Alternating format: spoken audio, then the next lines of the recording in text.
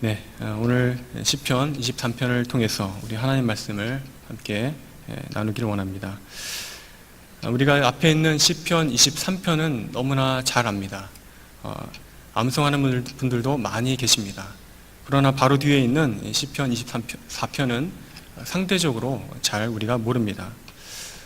그런데 이 시편 23편도 물론 중요하지만 이 24편 그리고 그 앞에 있는 22편 이것들은 다 거의 한 세트로 읽어야 더욱더 풍부하고 또 아름다운 은혜로운 그런 성경 말씀이 되겠습니다.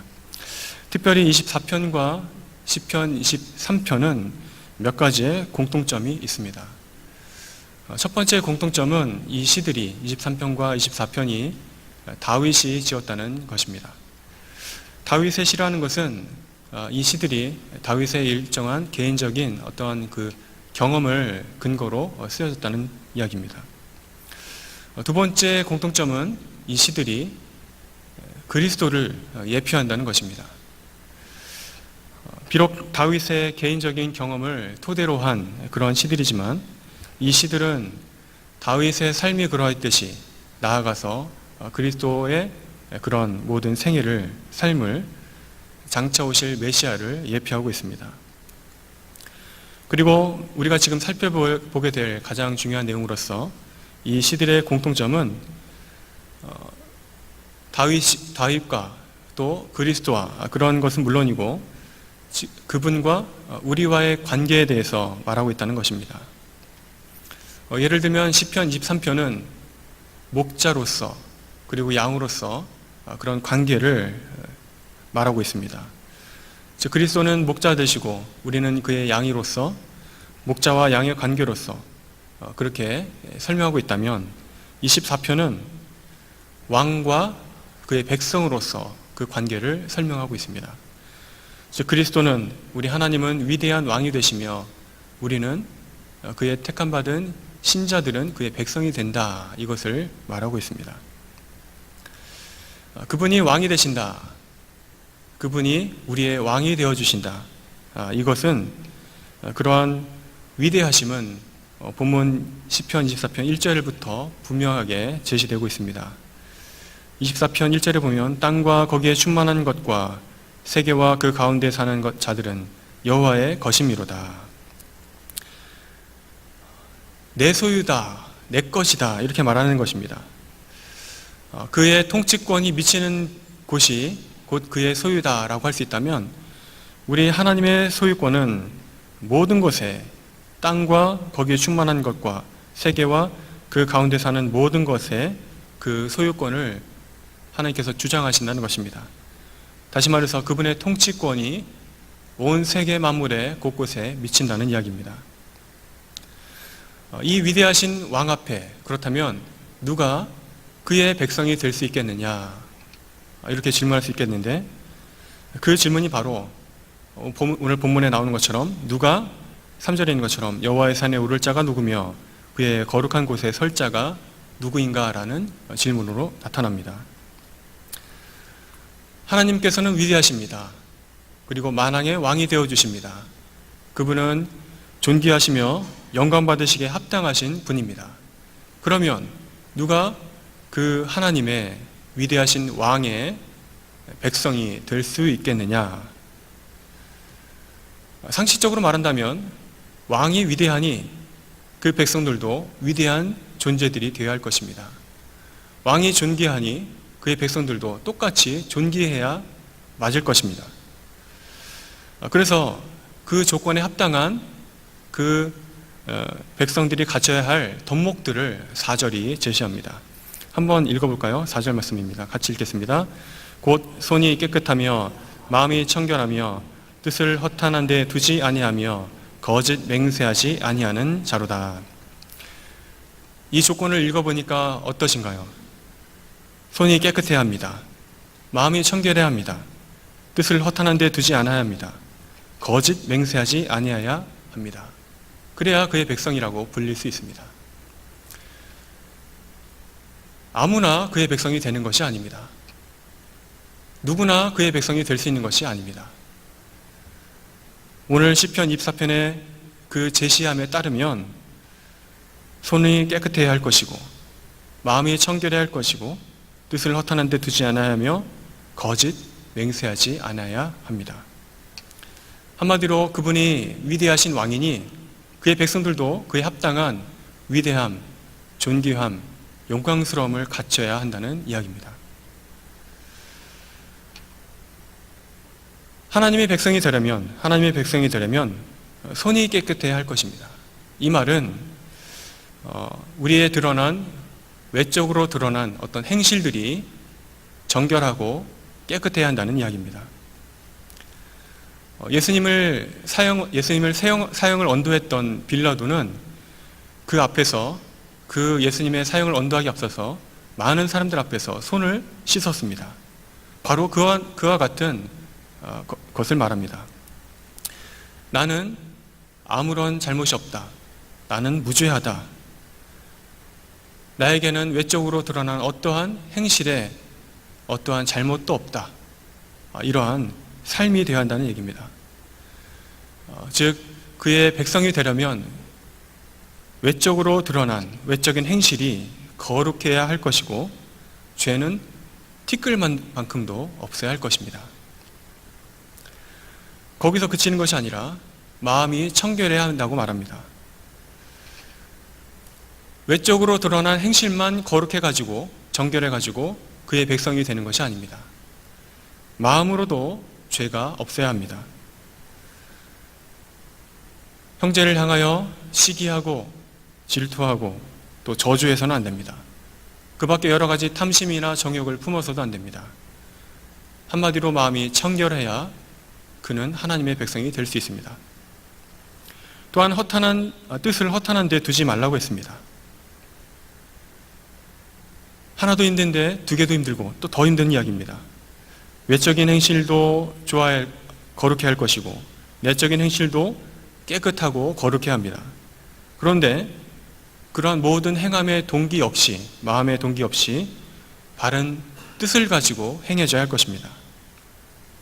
외적으로 아무리 착한 일을 많이 하고 또 마음으로도 자기를 비우고 수련하고 자기 마음을 깨끗하게 하는 그런 부단한 노력을 쌓는다 할지라도 그 모든 삶의 동기가 역시 바르게 뜻이 허탄하지 아니하고 바르게 하나님께로, 즉 하나님의 뜻에 부합하도록 돼야 그런 사람은 하나님의 백성이 된다는 이야기입니다. 이처럼 오늘 시편 24편이 말하고 있는 위대하신 왕과 그에 따르는 백성의 합당한 조건은 굉장히 무겁습니다. 이처럼 하나님 앞에 당당히 설 수 있게 하는 그런 조건들, 여호와의 산에 오를 수 있는 그런 자격들은 굉장히 매우 제한적입니다. 범죄하지 않는 손, 정결한 마음, 그 밖에 하나님의 뜻에 일치하는 삶, 또 거짓 맹세가 없는 진실하고 신실한 삶의 태도들, 이러한 조건들이 충족되어야만 그런 사람만이 여호와의 산에 오를 수 있습니다. 하나님의 백성이 되는 것입니다. 그런데 여러분, 과연 누가 이러한 조건 안에 들어갈 수 있겠습니까? 나는 외적인 행실이 정말로 빌라도처럼 나는 아무 죄가 없다라고 당당히 말할 수 있으며 마음으로도 나는 늘 정결하다 말할 수 있으며 또 뜻도 허탄한 데 두지 아니하였고 거짓 맹세도 하지 아니했다, 이렇게 말할 수 있는 사람이 과연 몇 명이나 되겠습니까? 인류 역사상 단 한 사람도 이런 조건을 충족시킬 수 없을 것입니다. 나는 외적으로나 내적으로나 그야말로 순진무구하다 라고 말할 수 있는 사람은 과연 한 사람도 없을 것입니다. 이 일은 인류 역사상 가장 순진무구하다 일컬어졌던 아담조차도 실패한 일입니다. 우리가 위대한 사상가들로 추앙하고 있는 플라톤이나 소크라테스도 이런 조건에 거리가 먼 사람들이었고, 위대한 종교인 불교의 창시자인 석가모니도 그러지 못했고, 무하마드 간디나 또 칸트나 모두 다 인류 역사의 지성이나 철학이나 모든 것을 다 가져와도 이런 조건을 충족시켰다고 말할 수 있는 사람은 단 한 사람도 없을 것입니다. 그러면 이렇게 위대한 인류의 지성과 빛들도 하지 못한 일을 우리처럼 평범한 사람들이 어떻게 이것을 다 해낼 수 있겠습니까? 아무도, 단 한 사람도 이 조건이라면 하나님의 백성이 될 수가 없을 것입니다. 아무도 여호와의 산에 당당히 올라가서 그 거룩한 곳에 당당히 설 수 없을 것입니다. 사실 이와 같은 운명이 모든 인간이 처한 운명입니다. 모든 인간들은 하나님 앞에 어떠한 조건도 충족시킬 수가 없습니다. 아담이 타락한 이후로 모든 인류는 그의 삶이 거룩한 삶과는 전혀 거리가 멉니다. 행하는 모든 것들이 하나님 보시기에 다 죄가 됩니다. 행하는 모든 것들이 하나님 보실 때 깨끗하고 정결하고 거룩하지 못합니다. 마치 눈먼 소경과 같이 비참한 삶이 모든 인류가 처한 그러한 상태입니다. 그러나 뒤에 나오는 5절과 6절 말씀은 우리에게 새로운 희망을 불어넣어 줍니다. 5절과 6절 말씀을 같이 한번 읽어보도록 하겠습니다. 그는 여호와께 복을 받고 구원의 하나님께 의를 얻으리니 이는 여호와를 찾는 족속이요 야곱의 하나님의 얼굴을 구하는 자로다. 셀라. 아멘. 손이 깨끗하고 마음이 청결하며 뜻을 허탄한 데 두지 않는 자가 하나님의 백성이 될 것이라고 분명히 명시해져 있습니다. 그렇게 선언합니다. 그런데 뒤이어서 나오는 말씀은 만약 그런 사람이 있다면 그 사람은 곧 여호와께 복을 받은 사람이다. 또 하나님께 구원이라는 의를 얻은 사람이다 라고 똑같이 또 동시에 선언하고 있습니다. 그래서 이 시를 쓴 다윗은 6절에서 다윗의 표현으로 이는 이와 같은 사람들은 여호와를 찾는 족속이요 야곱의 하나님의 얼굴을 구하는 자들이라고 말하고 있습니다. 여호와를 찾는다, 여호와를 찾는 족속이다, 이 말은 여호와를 의지한다는 말과 같습니다. 또 야곱의 하나님의 얼굴을 구한다, 이 말은 내가 하나님 앞에 서 있는데 당당한 위대한 사람으로 서 있는 것이 아니라 야곱의 입장으로 하나님 앞에 서 있다, 이 말입니다. 참 이상한 일입니다. 위대한 사상가로 철학가로 간디나 칸트의 입장으로 서는 것이 아니라 누가 봐도 이기적인 모습이며 죄와 탐욕으로 사로잡혔던 그 지난날의 야곱의 입장으로 서야만 그가 하나님 앞에 복을 받은 사람이 될 것이고 또 하나님께 구원이라는 의를 얻을 것이라고 선언하는 것입니다.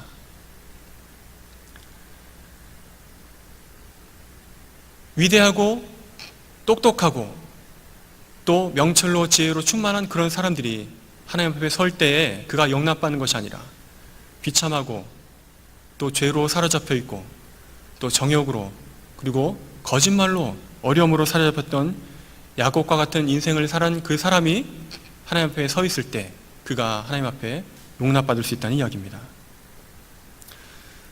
정말로 야곱과 같은 사람에게 가능성이 있습니다. 여러분이 잘 알다시피 야곱은 하나님의 얼굴을 구했던 사람입니다. 야복 강가에서 그는 밤새도록 천사와 씨름을 했습니다. 천사와 밤이 새도록 날이 새도록 씨름을 하면서도 어떤 마음이었냐면 여차하면 도망가려고 그렇게 마음을 먹었던 사람입니다. 형을 곧 만나러 가야 되고 고향으로 돌아가라 했으니 가야 될 것 같은데 가면은 자기의 안전과 신변이 위협받을 것 같으니까 자기의 처자식과 모든 재산들을 먼저 다 보내버리고 마지막으로 혼자 남아가지고 여차하면 자기만 살겠다고 그렇게 끝까지 이기적인 모습으로 남아있던 사람이 야곱이었습니다. 그런데 반전이 일어났습니다. 바로 천사가 그의 환도뼈를 친 것입니다. 그리고 나서야 자신이 더 이상 도망갈 수 없다는 것을 깨닫게 되었습니다. 그리고 어떻게 합니까? 그제서야 정말로 필사적으로 결사적으로 하나님 앞에 매달렸습니다. 자기가 조금이라도 의지했던 그 남은 하나마저도 1%마저도 버렸습니다. 자기가 믿고 의지했던 모든 것, 마지막 남은 끈이 끊어진 것까지 깨닫고 나서야 그의 삶의 모든 태도가 그때 바뀌었습니다. 야곱에게 마지막 소망은, 구원의 소망은 오직 하나님밖에 없었습니다. 그래서 오직 하나님의 은혜만을 간구하였습니다. 그때 날이 새는 걸 보게 되었을 때 그 천사는 하나님을 통해서 천사를 통해서 하나님께서는 그의 이름이 무엇이냐라고 물어보았습니다. 하나님은 그에게 이제 새로운 이름을 주셨습니다. 그 이름은 이스라엘입니다. 하나님과 겨루어 이겼다라는 말입니다. 야곱이 한 일은 하나님을 실제로 이긴 것이 아닙니다. 그가 한 일은 그저 울며 매달리며 끝까지 하나님을 붙잡고 살려달라고 애원하고 나는 하나님밖에 소망이 없다고 그렇게 부르짖은 것밖에 없습니다. 그것을 하나님께서는 겨루어 이겼다고 말씀해 주셨습니다. 그리고 이스라엘이라는, 더 이상 야곱이 아니라 이스라엘이라는 새로운 이름으로 살게 하셨습니다. 야곱을 통해서 이제 새로운 인류가, 하나님의 백성이 시작되게 되었습니다. 그야말로 이스라엘이라는 새로운 하나님의 백성이 탄생하였습니다. 야곱도 그 하나님의 얼굴을 뵌 것을 기념하여 그곳의 이름을 브니엘, 하나님의 얼굴을 배웠다고 그렇게 명령했습니다. 오늘도 하나님께서는 동일하게 우리에게 그러한 같은 은혜를 내려주십니다. 더럽고 추하고 못난 죄악에 사로잡혀 살던 그 야곱을 변화시켜 주시고 새 이름을 지어주시고 신백성 이스라엘로 삼아주신 그 하나님이 오늘도 우리를 불러주시고 그분이 변화시켜 주시고 그분을 우리로 신백성 삼아주시는 것입니다. 야곱에게 새 이름, 이스라엘이라는 새 이름을 주셨듯이 오늘도 여호와를 찾는 족속, 야곱의 하나님의 얼굴을 구하는 모든 자에게 여호와의 산에 오를 수 있게 하여 주십니다. 한마디로 우리에게 구원을 주시며 하나님의 자녀 삼아 주시는 것입니다. 곧 지금까지 내가 의지했던 모든 것들, 크던 작던 간에 내가 의지했던 모든 것들을 다 철저하게 포기하고 이제는 하나님밖에 없다고 매달리고 내 힘과 내 공로가 아니라 주 예수 그리스도의 보혈의 공로만을 의지하는 그런 철저한 회개로 변화되어 하나님 앞에 서는 그 사람, 그 전까지 믿어왔던 모든 것들을 버리고 예수 그리스도 말미암아 주 여호와 하나님만을 의지하는 그 사람만이 하나님의 친백성이 되는 것입니다. 따라서 이 만왕의 왕이 되시며 존귀하시며 영광 받으시기 합당하신 그 왕을 우리가 군주로 모시고 있다면 그의 백성들은 이제 그에 합당한 존귀한 그리고 거룩한 삶을 살아가야 할 것입니다. 내 자격과 내 공로로 그러한 지위를 누린 것이 아닙니다. 죄인을 부르시고 심령을 새롭게 하신 오직 하나님의 은혜로 우리가 거듭나고 변화된 것입니다. 이제 우리는 하나님의 그 산에 오른 자들이 되었습니다. 하나님께서 베풀어 주신 그 구원을 감사하며 그의 백성을 삼아주신 복을 기뻐하며 살 수 있게 되었습니다. 이제는 손을 깨끗하게, 마음을 청결하게, 그리고 뜻을 허탄한 데 두지 않는 그야말로 거룩한 그의 백성으로 우리는 살아가는 것입니다. 실로 우리 하나님께서는 우리의 목자가 되어주셔서 우리의 영혼을 양과 같이 이끌어 주십니다. 먹여주시고 이끌어 주십니다. 우리를 거룩한 산 시온으로 불러주시며 나의 왕, 나의 영원하신 주님, 승리의 왕으로 우리를 보호하시며 인도하십니다. 그리스도를 믿는 믿음으로 말미암아 우리와 지금도 교제하시는 그 왕을 찬양하시기를 바랍니다. 그리함으로 죄와 사망의 그런 권세에서 건져주신 그 은혜를 지금도 날마다 기뻐함으로 하나님께 영광 돌리는 그러한 참된 백성으로 살아가게 되시기를 간절히 바랍니다. 아멘. 함께 기도하겠습니다. 주 하나님 감사드립니다. 정말로 죄와 사망 가운데 죽을 수밖에 없는 저희들을 하나님의 보혈의 공로로, 예수 그리스도의 보혈의 공로로 우리를 거듭나게 하시고 산소망을 부어주시니 감사드립니다. 우리의 자격과 공로로는 위대하시고 존귀하신 왕의 백성들이 될 수 없음에도 불구하고 우리를 그렇게 친히 하나님의 백성 삼아주신 그 은혜를 이제부터 영원토록 찬송하며 살 수 있도록 도와주시옵소서. 오늘 우리가 주의 백성으로서 그의 자격으로서 주 앞에 나와서 간구하며 기도하기를 원합니다. 우리 모든 기도의 제목들을 들으시고 응답하여 주시옵소서. 모든 영광을 아버지께 올려드리며 주 예수 그리스도의 이름으로 기도합나이다. 아멘.